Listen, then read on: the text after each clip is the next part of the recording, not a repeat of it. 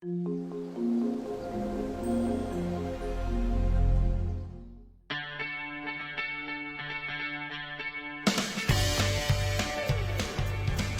Mr. President. Hello, Mr. President. Hello, Mr. President.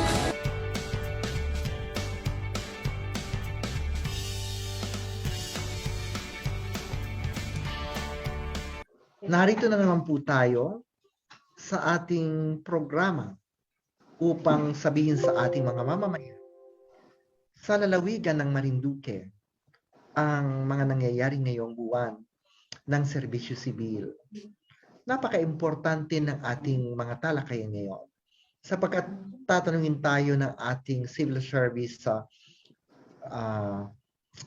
director kung ano ang kakayanan ng MSC. Alam ba ng MSC kung ano ang nangyayari sa civil service? Alam ba ng Pangulo kung ang definasyon ng close career sa career?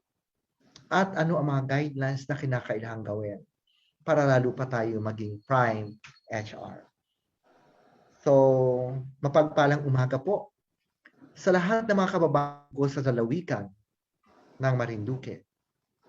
Lalo tigit po ay sa ating Speaker of the House of Representatives, sa ating minamahal na Speaker, Lord Alan Velasco, sa ating Gobernador, ang ating minamahal na Governor, Governor Presby Velasco, sa ating CHED, Commissioner Alivin, sa lahat ng Vice Presidents, at sa mga mamamayan ng Marinduque.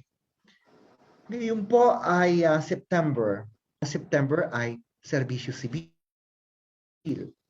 Kanya po, welcome natin ang ating kagalang-galang na Ginoo mula sa Civil Service Commission. At Ma'am Irma, gusto kong ipakilala natin ngayon ang ating butihing direktor ng Civil Service Commission. Thank you, sir. Hello, Mr. President. Hello, MSCians, and hello, Marinduque. Happy Civil Service Month, particularly to our heroes in our medical frontliners and other frontliners that for over a year have been fighting for our unseen enemy. For today, we have a very special edition of Hello, Mr. President. This is part of our month-long commemoration of the 121st existence of the Philippine Civil Service with our theme, Transforming Public Service in the Next Decade, Honing Agile and Future-Ready Servant Heroes. So, sir, please allow me to introduce our guests. Our special guest for today has been in the government service for almost 24 years. He joined the Civil Service Commission in 1997 as clerk and rose from the ranks. He was assigned to almost all divisions in the regional office, such as the Exam Service Division, the Legal Service Division, and Public Assistance and Liaison Division. He finished his baccalaureate degree in Applied Statistics at PUP and completed his master's degree in Public Administration in 2019. Happily married and a resident of Rizal. He is at present the Director 2 of the Civil Service Field Office of Marinduque. It is with great honor to introduce our esteemed guest, Mr. Jeffrey C. Cruz. Sir? Magandang hapon po sa inyong lahat at maraming salamat po for that warm introduction. May katanungan tayo dito sa iyo dahil ngayon ay Civil Service Month, ano po? Yes, bigyan muna natin ng pagkakataon si Director para bumati sa ating mga kababayan dito sa lalawigan. Okay, yun nga po. In celebration of the nitong ating Civil Service Anniversary, binabati ko po ang lahat ng kawani ng serbisyo publiko ng maligayang 121st Civil Service Anniversary po. Okay, sir. Thank you very much for that, President. As you have mentioned, you have so many questions for our director. So thank you for that, Director Cruz and Mr. President. You have so many questions addressed to our director. Please, you can start now. Well, of course, the biggest challenge is the COVID-19 pandemic. It's how to effectively combat its adverse effect in the delivery of quality services to our customers and clients also. And can you give us some advice on what is the strategy that we'll employ to maintain our performance standards during this time of pandemic? Yes, Mr. President. All of us, not only government servants, were badly affected by this pandemic. No one was ready. How can we continue with our daily lives and continue with our work? Right now, what we all have to do is to transform, innovate, and find new ways of doing things without compromising the observance of minimum health protocols. Agencies are free to customize their internal rules in accordance with relevant issuances from the Civil Service Commission, from COA, and from DBM. Last year, the Civil Service Commission had released several issuances or guidelines for alternative work arrangements that we can adopt in the bureaucracy. The most recent amended guidelines on the AWA was CSC, Civil Service Memorandum Circular Number 18, Series of 2020, which was signed by our chairperson last October 15, 2020. In this revised AWA guidelines, aside from the previous options of implementing a work-from-home arrangements, having a skeleton workforce, adopting a 4-day compressed work week, is the inclusion of work shifting or the flexible staggered working hours. Combination of these alternative work arrangements are allowed subject to the prevailing community quarantine in the area where the agency is located and the appropriate or applicable to the agency's mandate or functions.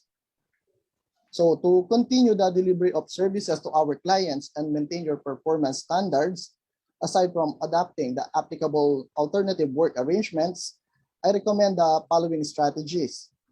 First, as mentioned in our guidelines on AWA, every agency should come up with their own alternative work arrangements internal policy based on CSC's issuances on AWA.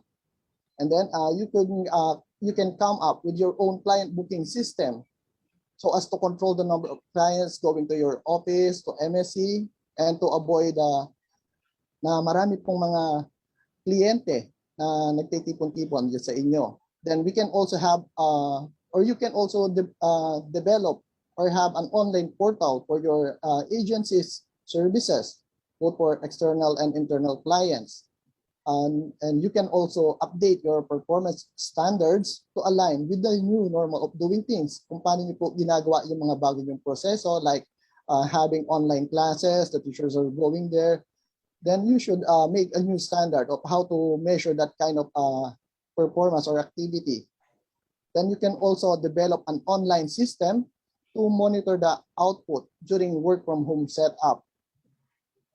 Agencies under work from home arrangements may adopt performance standards to guide the employees in the delivery of the assigned tasks, like a point system, where each output is assigned points based on length of time, complexity, or other criterion which are aligned with the CSC approved agency as PMS. However, please be reminded that employees under work from home are not entitled to compensatory overtime credit or the overtime pay. So that's some of the strategies, but the agencies are free. You can innovate or customize your own strategies. Yan nga here in MSC, nag-ECQ ako. Pero alam niyo ba, Director, na talagang maliit lang ang aking pinapapasok dito. Pero you know, it is very effective. Why? Walang transmission dito sa Marinduque State College kahit bumisita ka sa amin. We are really doing its best, no? Kanya lang, ang napansin ko, yung mga signatories, minsan, pag naka-work from home, medyo nadidelay ang serbisyo natin. Medyo yun ang disadvantage ng tinatawag nating work from home, no? Na because nasa bahay sila, walang pumipirma. Lalo na ang mga faculties, example na lang sa ating Bids and Awards Committee. Medyo mag-wait ka na pumasok sila kasi alam mo naman ang COA rulings, no? Na dapat lahat ng signatures ay tinatawag natin na original, ano? At saka dapat lahat dumadaan sa proseso na tama. Pero alam natin, Republic Act 9184, ano, yung ating procurement law. Kung minsan sinasabi natin na iwasan ang red tape dito, pero yung tagal, no? Makikita natin nagkaroon pa ng problema sa dami na because of that statutory and regulatory authorities of the Republic of the Philippines, nakikita natin na medyo may hadlang. Gustuhin man natin na ganun kabilis ang takbo ng ating sistema, no? Pero nagkakaroon tayo ng problema. So, isa ito sa medyo ikinababagal ng ating sistema ngayon dito sa ating work from home arrangement. Sa tingin ko, no, hindi lamang ito sa Marinduque, kundi sa buong Pilipinas. And pero di ba, Director, buhay mas uunahin kaysa sa medyo madelay ng konti. Kaya lang, yung PBB natin, Director, medyo hindi na tayo makakakuha ng ating PBB dahil yung mga requirements medyo mabagal nga. So, what's your reaction to that observation ng inyong lingkod, Director? Yes, allow me to share kung ano po yung practices na, isa sa practices na ina-adapt namin sa region para po hindi ma-delay yung ganyan pong nabanggit nyo, yung mga pipirma at kung ano po yung may mga deadline. So the practice is kahit po naka-work from home ang mga tao, kung meron pong mga importante na dapat pirmahan like preparation of payroll, submission of report, those na naka-work from home po, they are required na pumasok. And isa rin po sa practice na inadapt po sa amin or implemented is the provision of a service vehicle. Pineperi po yung aming mga tao, sinusundo po sila sa kanilang residence, going to the office and vice versa. So, naging practice na rin natin yan nung pang-una na medyo sinusundo natin ang ating mga tao. Kanya nga, napakabuti natin dito at dahil naging practices natin na tayo ay proactive, ano po, na talagang medyo kahit dapat pumasok ay 30%, medyo ang pumapasok dito, kung hindi ako nagkakamali, Acting Chief AO, Mrs. Reyes, ilan ba ang pumapasok natin? Will you please clarify on us today? Regarding po that, sir, nagbigay po ng memorandum order sa amin si President na yung lahat po ng mga official should be on call. In the event po na talagang may kailangan silang firmahan, sinusundo po talaga and we reserve a vehicle for them. However nga po, minsan talaga, there are instances na sobrang sunod-sunod yung mga pipirmahan nila. That's why ang order talaga ni President, those officials of the college are always on call po. Yun po yung ginagawa namin ngayon dito. So, yung pong aming mga faculty, they are on full work from home po. Lahat. They're only required to come if the deans needs their services po. Okay, thank you, Ma'am Irma. But I would suggest, matanong ko lang, meron na po ba kayong internal guidance nyo on the alternative work arrangements? Yes po, sir. Always po ang President nag-i-issue po ng policy guidelines on how to avail the work from home arrangement po, the AWA or the alternative work arrangement. Okay po, tama po. Dapat talagang magkaroon kayo ng sarili nyong internal policy based on our issuances. Oo. We are having naman.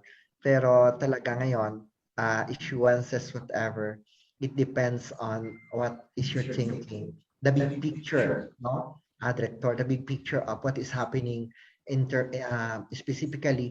Ngayon nga, nilalait tayo dahil sa ibang bansa, Venezuela, at Philippines na lang ang tinatawag natin na mayroong walang face-to-face ang mga bata. Pero siyempre, marami pa rin dito sa Pilipinas ang laging may average tayo, 22,000 daily. At dito sa Marinduque ngayon, today, mayroon tayong 333 kaninang umaga na nakita ko sa TV at sa mga updates mula sa iba't ibang bayan. So, kanya nga, nakita natin na it is very effective. However, nireview ko rin, medyo tumatagal lang talaga ng konti yung pagbabayad natin sa suppliers dahil nga doon sa ating mga naka-work from home na faculty, na members din ng mga committees, na pag wala naman sila, hindi mo araw-araw matawag, medyo na reglementary procedures, medyo yung dating 2 months, nagiging 3 to 4 months ngayon. And that is naman tolerable as long as we can deliver. Kaya ngayon, nakipag-meeting ako, kaya late ako sa kanila, nasabi ko, aralin natin kung ano pa ang makaka-fast track natin at yung mga policy formulation natin gagawin para na sa ganun ay mabigyan natin not only our students but also our stakeholders na mapabilis ang ating mga pagbabayad dun sa ating mga kinukuha sa kanila at ang awarding ng ating mga sa Bids and Awards Committee at dito sa Office ng Pangulo. So, napakaayos naman at least itong practices na ito ay nagkwentuhan tayo para malaman din ng ibang agencies, ng mga national government agencies, local government agencies, ang mga practices natin na talagang very proactive tayo. Another question in my mind now is that aside from the alternative work arrangement, kasi mayroon akong kodigo, working hours, what are the measures could we adopt, consistent with the CSC rules and regulations, and employees cope with a difficult situation and protect them from the virus of being mitigate its spread. Oo. So ano pa raw ang atin may follow-up question pa siya dito na ang job order ba and contract of service is also can avail of alternative work arrangement or work from home. Director, please. Okay po. In response to your first question, with regards dun po sa alternative work arrangements, so aside po sa AWA or the alternative work arrangement that I previously mentioned or also contained in CSC-MC 18 series of 2020, it also enumerated the support mechanisms that we can adopt to help government personnel in coping with the situation and protect them from the virus. So the agency head shall ensure that all workers are afforded with adequate support mechanisms. Ang isa po sa nabanggit doon, we can provide health and psychosocial interventions like stress debriefing, and then the provision of appropriate personal protective equipment to frontline service providers and employees kung applicable po sa inyo. Mm-hmm. And reduce working hours as authorized by the President. Then yung nabanggit nyo rin po kanina na you are already providing yung service vehicle, so reasonable transportation facilities and housing quarters kung meron din po shall be provided to employees assigned as skeleton workforce. And lahat naman po ng mga pinagagawa natin dapat laging yung may subject to budgeting and accounting rules, auditing rules and regulations. Then also reasonable expenses incurred during the work from home may be paid by the agency. Katulad po sa amin, there is provision of additional communication allowance since naka-work from home. Most of us were provided with additional communication allowance para po pag meron tayong mga online meeting, Zoom meeting, pwede tayong mag-load sa ating cellphone, mag-data kung ang problem po natin is internet connection, which I believe is isa po sa malaking problem natin sa Marinduque. Yun nga and may cut you may lumabas namang ruling dyan ang DBM na we are allowed to, ang dami nga lang ng dokumento, pero maximum of 300 pesos, yung bagong release ng BBM. But syempre, pag nagkakasakit ang mga tao natin at medyo asymptomatic sila, ang gawin na, tama ba yun in the future, Director, na ang gawin na lang natin, sila ay ating bigyan ng bayad pa rin kahit sila ay naka-quarantine? Ganun ba yun, Director? Opo, kahit po naka-quarantine, nakalagay po sa ating issuance, meron most recent po. So ang most recent issuance po natin dyan with regards sa availment of excused absences related to COVID is yung MC number 23, series of 2020. Ito po yung ating latest. So this is the interim guidelines on absences of government officials and employees during the community quarantine due to COVID-19 pandemic. So dito po, they are entitled at nakaspecify din po dito ano po yung mga hindi at kung kailan dapat silang bawasan sa kanila pong vacation or sick leave credits. So pwede natin nabigyan, no, ang ating mga support staff na work from home din dahil sila naman ay backbone natin at nakakatulong sa delivery ng ating services, Director. Ano po? Yes, tama po, Sir, Mr. President. And ganun nga ang ginagawa natin dito. We are not very selective. Ako nga, sabi ko, bigyan natin ang ating mga manggagawa, be it permanent, temporary, or contract service. Dahil alam naman natin lahat ngayon, sila ang mas tinatamaan. Ang liliit na nga ng sweldo, tapos hindi pa natin pagbibigyan, talagang wala na tayong magagawa. Yung iba umuwi pa ng kasan. Mas mahal, Director, ang pamasahe ngayon. Kesa sa dati, yung tricycle mula dyan sa bayan ng Buwak, alam mo naman yan, papunta dito. Dati, pag isa ka lang, 80 pesos na yan. Or 100 na yata ngayon. At ang bawat sakay mo, kung 4 kayo, 25. Oo. So, very, transportation pa lang ay mauubos na ang kanilang sweldo. Nauubos na, opo. So, going back, Mr. President, doon sa second question mo kanina, yung follow-up question, with regards sa job order, natanong na rin po ito sa akin and while attending the HR Symposium kahapon, marami rin po ang nagtatanungan doon because karamihan sa atin is at a loss. Hindi natin alam na ano. Pero meron palang issuance ang COA DBM. Meron pong joint circular na binabanggit po rito sa joint circular. Ito po yung COA DBM Joint Circular Number 1, Series of 2020, dated March 19, 2020. Meron pala nito pero karamihan sa atin is hindi aware.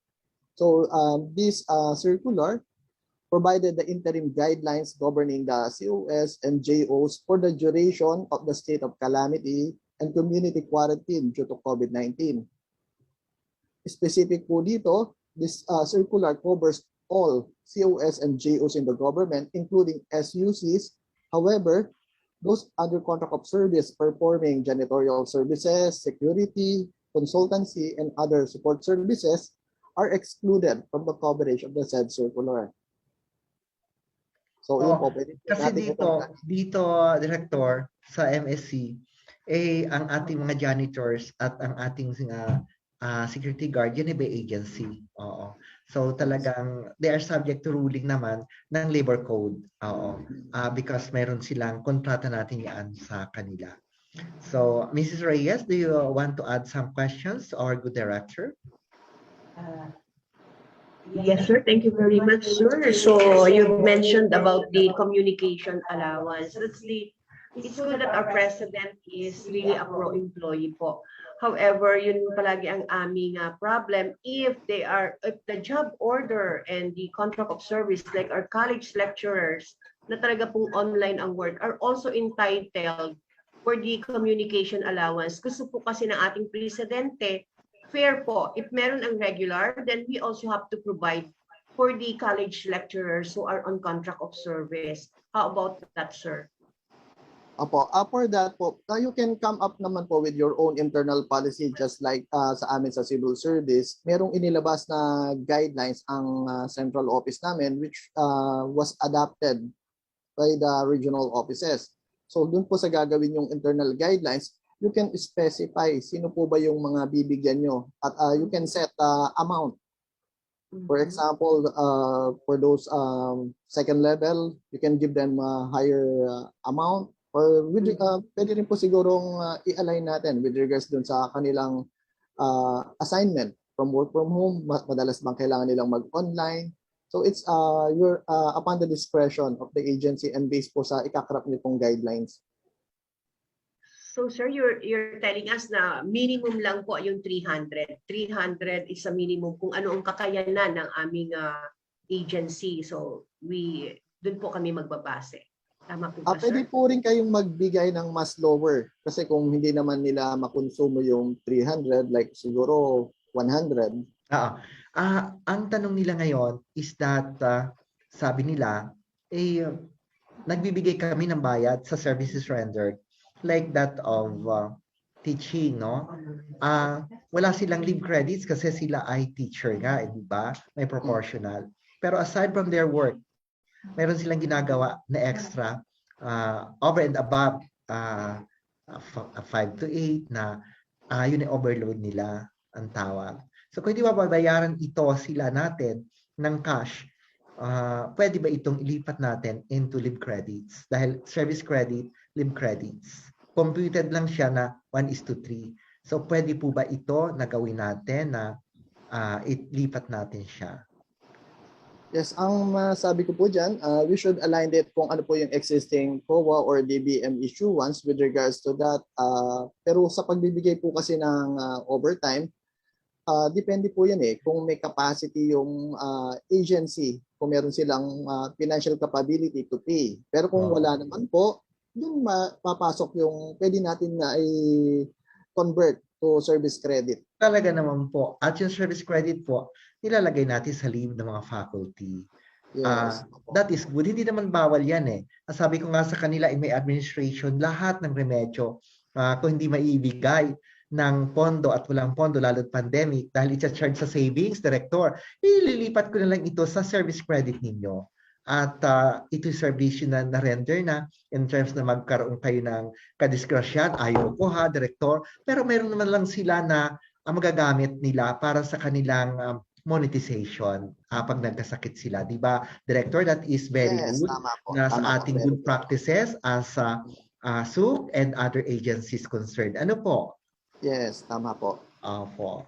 So napakaganda at talagang kayo ay aking nakapanayam. Do alam ko, pero I need an affirmation to you para sa kabatiran na nakakarami nating mamamayan. Para dito sa MSC talaga na tayo tumatalima. Ano po? Dahil talagang ang central agency ng ating gobyerno in terms of manpower is the Civil Service Commission. Oo.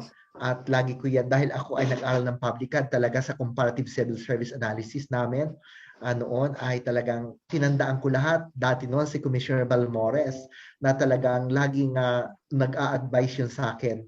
Kaya Vice President pa lang ako, alam ko na din lahat na sa CSA ruling talaga. Kaya mainam din talaga na isa puso natin, ang serbisyo sibil. Yes, tama Na po. ahensya siya na hindi kaaway, a partner, in the development process. Kaya pag may request sa akin yan si Director, mga kababayan, kung kaya ng MSC, nandyan tayo kay Director.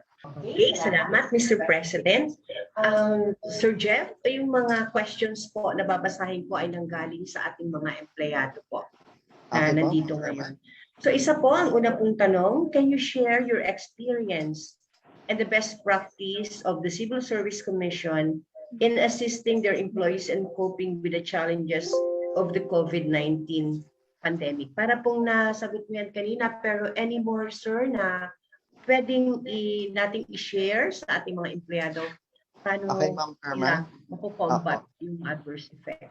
Sige po. Dagdagan ko po yung mga na-share ko kanina na mga best practices namin sa CSE Region 4. So aside po sa katulad din na ina-adapt ng mga ibang opisina, which is the adoption of alternative work arrangement, We also prepared our public service continuity plan. Paano po natin maipoprovide continuously ang ating services in case na meron pong mga unforeseen events or mga calamities. So katulad po sa amin sa ngayon, yun nga po sa AWA, we are adopting na 50% reporting, 50% work from home. Alternate po sila. So in case yung first batch is na-infect, meron pa rin pong pwedeng pumasok. But due to NECQ nga po, declaration of NECQ and now alert level 4, sad to say na sa ngayon po, ang NCR and including our regional office as naka-work from home po ang mga empleyado. Pumupunta lang po sila pag meron pong mga kailangan talagang pirmahan at i-prepare ng mga dokumento. So yung paggamit din po ng client booking system para po makontrol natin yung dami ng kliyente. Then katulad ng nabanggit ko kanina, the provision of service vehicle para po sunduin ng aming mga empleyado, even those coming from Batangas, from Quezon, pinapasundo po yan ng aming regional director at sila po ay nag-i-stay sa aming dorm. So meron din pong pre-use of dormitory for our personnel. Weekly po sila nag-i-stay, then after a week or 2 weeks, saka po sila uli ihahatid pabalik. At yun po yung kapalit po yung or the next batch of employees. Then we have also, yun nga po nabanggit ko rin kanina, yung provision ng communication allowance. Then aside from that, yung paggamit ng dorm, meron din po kaming part of the dormitory na inilaan para po to serve as isolation for mga personnel po na nag-positive. Sa yun po, ilan na rin po mga empleyado natin na nag-positive at for the last weeks, medyo nakakalungkot kasi ang COVID, hindi na lang po dati na naririnig lang natin sa balita but now it's the person na makikilala natin. At ang nakakalungkot, minsan pamilya na po. Then our office also provides a webinar on ensuring mental health. At isa rin po during Monday convocation, during our flag raising, nagkakaroon po kami ng weekly reporting on health status of units para po malaman ano bang status. Baka mamaya meron ng mga bagong infected. And isa rin po sa ina-adopt namin sa Region 4 is yung volunteerism. So every time po nagkakaroon ng infected by COVID, meron po kaming donation drive. Kung sino po yung medyo nakakaluwag at may extra, they can share. They can donate po para makatulong sa ating mga kasamahan. And aside from that, meron po kami yung quarterly conduct ng online survey on mental and emotional well-being para po malaman natin kasi karamihan sa atin, yun po talaga yung isang nakaka-apekto yung with regards sa ating mental health because thinking na na-expose ka sa taong may COVID, di ba? Yung mental stigma pa lang yan, trauma, emotional, po, ang hirap. So, kailangan po talaga na merong assistance coming from your office or anyone na makatulong po para mabawasan ang ating iniisip. Okay, salamat for that, Sir Jeff. Ang Marinduque State College po pala sa pamumuno ng ating Pangulo ay sumasabay sa mga ganitong practices. Kasi po yung nabanggit mo, sir, ay napa-implement din po ng ating Presidente Dr. Diosdado P. Solweta. So meron din po kami yung latest po na ginagawa ng ating Pangulo na pumayag siya at nakipagbawa po sa ating butihing gobernador para maging vaccination site or area po center ang Marinduque State College. At ang inuuna po niyang pabakunahan, walang iba kundi ang mga empleyado at mga kamag-anak ng ating mga empleyado sa Marinduque State College. And of course, yung mga adjacent barangays po, ina-accommodate po dito. Sa pamamagitan po yan ng aming nursing, yung aming School of Allied Medicine, yung mga nurses po namin doon.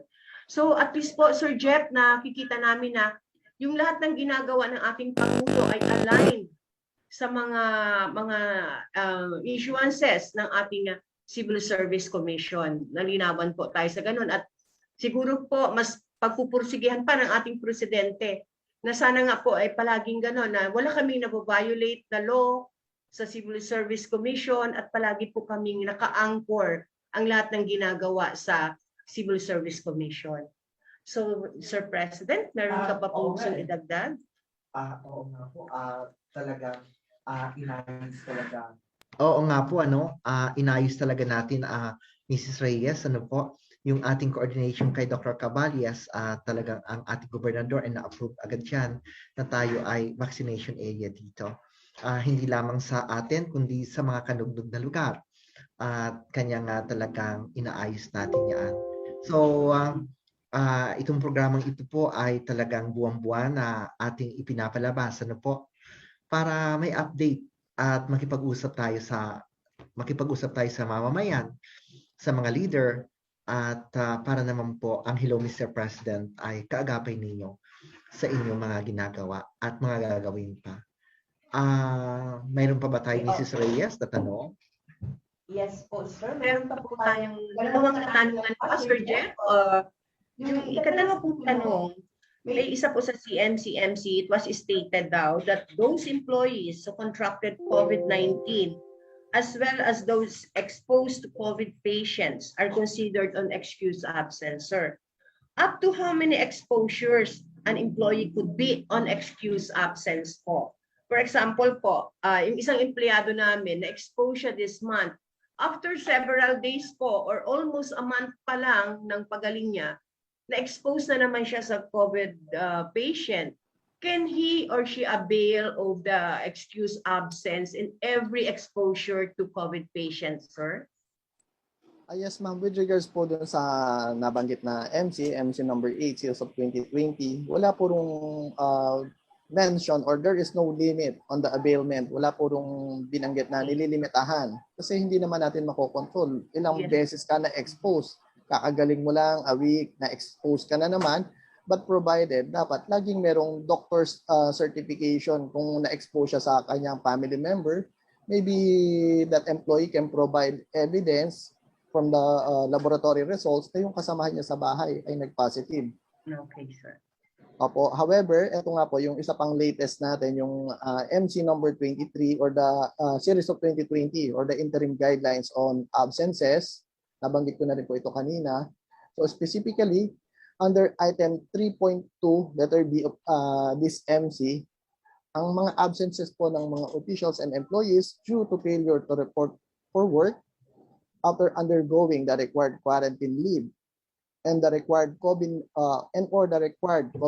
treatment leave shall be considered either as vacation or sick leave and shall be charged against either vacation or sick leave credits except the exception.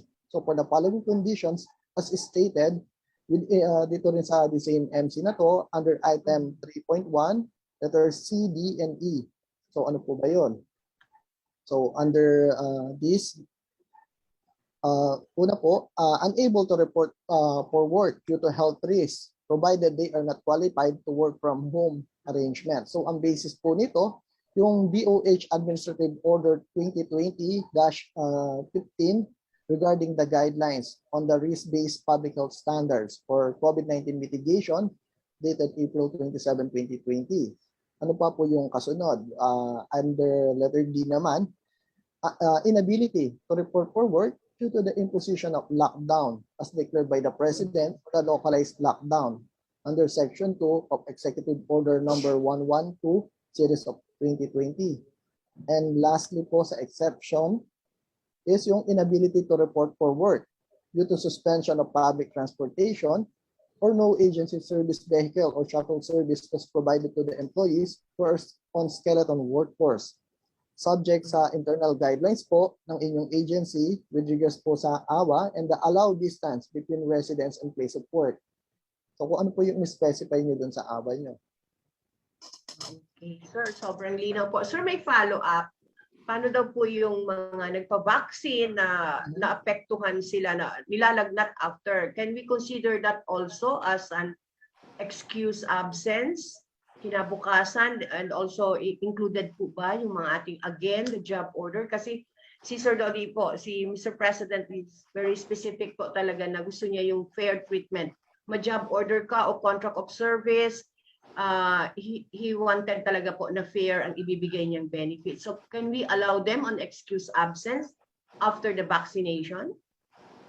For me, ang masabi ko po, instead of unexcused absence, ang pwede nyo pong gawin after the vaccination, you can give them the option to work from home. Okay. Kasi karamihan naman din po ng mga naririnig natin na ganyan after vaccination, nagkakaroon ng adverse reaction or yung they feel like yung COVID symptoms, di ba? Yes. Pero after ilang days, nawawala naman din po. So it's really not they are exposed or kailangan mag-quarantine dahil meron silang exposure sa COVID. That is just because dahil nga po doon sa gamot. So might as well better na lang po na bigyan na lang sila ng work from home assignment during that period. And sir, that includes po our job order worker, they can avail of the work from home and also our contract of service employees. Yes, sir. Basta po specified sa AWA guidelines namin po, sir. Yes, ma'am. Isama nyo sa AWA guidelines nyo at meron nga tayo yung nabanggit ko kanina na nakita natin yung COA DBM circular. Last year pa pala yun. Yes po. So that is specifically for COS and JOs. So Yes, ang sir. magiging ano na lang po natin siguro dyan, internal po sa inyo, isama nyo na rin sa guidelines nyo Yes. how you will address yung mga janitorial, the security, kung ayun po ay kayo directly ang nag-hire sa kanila under the COS and JO status. Because after the vaccine, pwede nga rin nilang maramdaman yung COVID-19 symptom-like effect of the vaccine. Sir, how about the drivers which work are not doable at home? Yung mga drivers po natin, are they also included? Ang mga drivers The po sa alternative. sa regional office, what we are adapting, ang mga drivers po, they are on call at meron din po naka-standby Okay. sa office. So alternate po sila. Kung meron pong need na i-ferry, maghahatid po ng mga documents, sila po yung pabalik-balik po. We are doing the errands. Yes, sir. They're on call po. Yes, sir. Thank Yes, you very on call much and for that, on. sir. Jeff, napakalinaw na po and Mr. President, we'd be very happy talaga na i-implement yung iba namin hindi na i-implement sa pamamagitan po ng pag-clear mo ng mga matters na yan. Na yun yung mga gray areas po sa Marinduque State College. So sir, we proceed with the last question. Sabi po niya, kung ang empleyado po ay naka-work from home o naka-avail po siya ng alternative work, yung work arrangement po, for example po, 3 days daw siya na physically reporting, then 2 days po siya na on work from home. Nagkaroon po ng emergency na kailangan pong tuloy-tuloy siya na mag-leave, mag-leave siya for that day. Kinakailangan po ba niya na i-leave na rin yung kanyang naka-work from home, or pwede po ba na yun lang talagang physical presence niya ang i-leave niya po, na dapat siya ay may physical presence sa school? Or pag ganun pong kaso, ano po kaya ang gagawin namin? Yan po ay tanong ng isa naming empleyado. Okay, ang pwede niyo po ditong gawin, so the employee, yung katulad sa nabanggit yung sitwasyon, the employee may file the necessary leave application requiring the physical presence. Okay po. And for those naman po na naka-work from home, pwede niyang i-avail ang work from home provided you have the means of monitoring the required output. Kasi kung hindi niya rin naman magagawa, di ba? Parang we should instill integrity. Kahit wala po tayo dyan, nasa Maynila tayo, kaya natin gawin ng trabaho. However, kung ayaw naman po ni employee na maabala sa emergency needing his attention, yung pinuntahan niya pong emergency, ayaw niyang maabala, it is advisable na mag-file na rin po siya ng leave. And also, please be reminded under item 3.2, letter D of MC 23, failure to make yourselves available during the work hours without justifiable reason. Kunyari, tinawagan po kayo, kinontak kayo ni President or ng inyong superior at hindi kayo nakasagot sa telepono or hindi kayo nagre-reply sa messages, specifically po, sinasabi doon na yung non-response is also considered an absence. So, pwede po silang ma-absent. Kaya might as well, kung kayo ay naka-work from home, dapat laging kayo on standby. Bukas ang linya nila dapat. Dapat kasi naka-open po ang communication. Kasi hindi yan po work for home. Iba po ang work for home na maglalaba ka. Pag sinabing work from home, ikaw po ay nasa serbisyo pa rin. Nagkatrabaho ka, mga kababayan ko, 8 hours. So huwag ka maglaba, para masagot mo ang tawag ng mga boss mo. Kinakailangan ay ikaw ay hindi work for home, ikaw ay work from home. Kasi medyo dyan tayo nagkakaroon ng tampuhan eh. Pag tinawagan mo, hindi sasagot. Pag papupunta mo, hindi pupunta. Inasaan ka? Baka nasa pamalengke ka, hindi ba?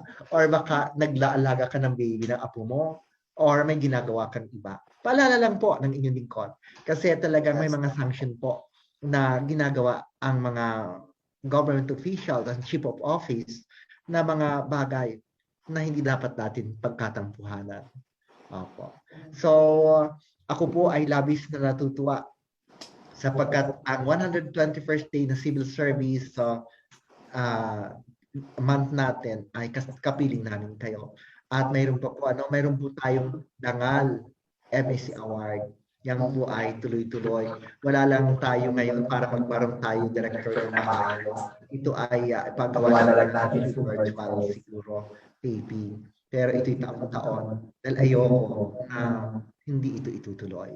So, ngayong hapon talaga ay makabuluhan ng isang oras na talakayan natin. Gusto ko pang pumilit, pero mag-aalas 12 na at gusto na rin mga nanghalian ng ating kagalang-galang na panuhin. Salamat po, Mr. President. Salamat, Sir Jeff, at pinagbigyan mo kami sa aming hiling na makasama ka namin. Isa po ito sa programa na sinadya ng ating Pangulo ng Marinduque State College na gawin. Ito pong, hello, Mr. President, with Mr. Jeffrey C. Cruz. Sir, pwede ka namin pong, bago tayo magtapos, tuluyang magtapos, pinapaalam po lamang namin sa inyo sa pamumuno ng ating Pangulo, Dr. Diosdado P. Zulueta. Marami po kaming activities na inihanay para sa Civil Service Month. Ito po ay meron po kaming mga launching ng mga contest para po naman sa ating mga empleyado to be engaged po during po sa ating itong pandemic na to at ma-divert po yung ibang attention.